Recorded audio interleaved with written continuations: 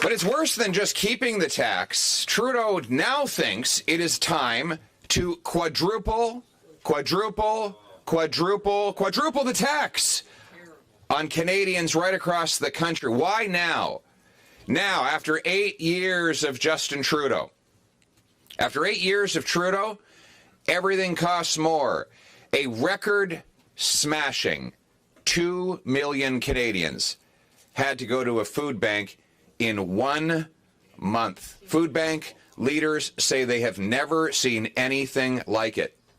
Diseases of malnutrition like scurvy are making a comeback after 8 years of Trudeau. 7 million Canadians are not eating enough to stay healthy. 1 in 5 skip meals because they cannot afford the price of food after 8 years of Trudeau taxing the farmers who grow the food and the truckers who ship the food, and therefore all who buy the food. Work no longer pays. You make it, Trudeau takes it. And housing costs have doubled. Double the rent, double the mortgage payment, double the needed down payment for a home in Canada. 8 years ago, a down payment was a modest $20,000 for an average Canadian home. That has more than doubled to well over $50,000. 9 in 10 Canadians now believe that under Trudeau, they will never be able to afford a home. And many people, I used to talk about the 35-year-olds living in their parents' basements.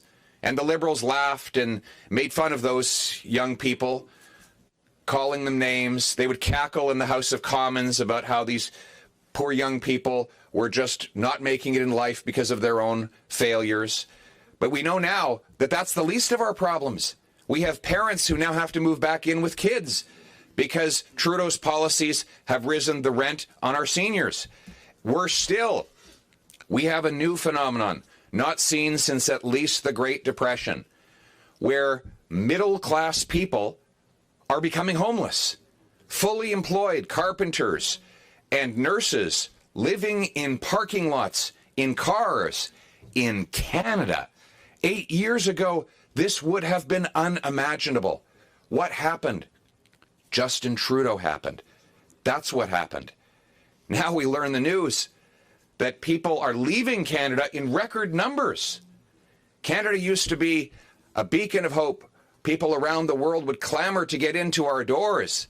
Now, when they arrive, they look around and say, what happened to this place after 8 years? And they flee for the exits. And who can blame them? Because after 8 years of Justin Trudeau, everything feels broken. No, after 8 years of Justin Trudeau, everything is broken.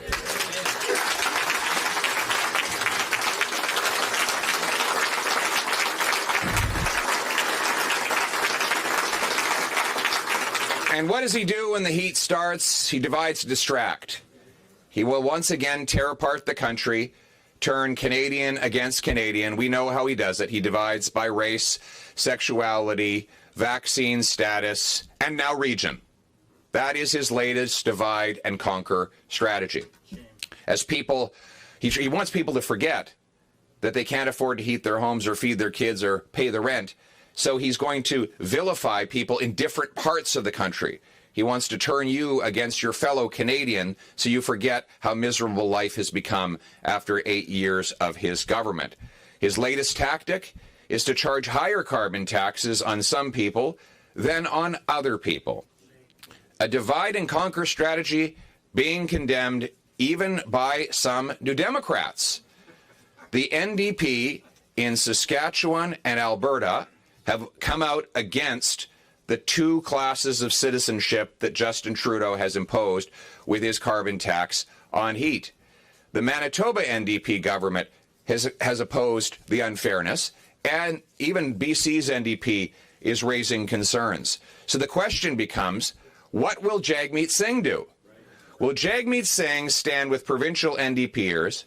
Will he stand with the voters who put their trust in his MPs in places like Timmins and other cold northern communities? Or will he once again sell out working class Canadians in order to suck up to Justin Trudeau? That will be his decision. And he'll have a chance to make that decision on Monday, because I am announcing today that the Common Sense Conservatives have put forward a motion in the House of Commons extending the pause on home heating to all Canadians everywhere.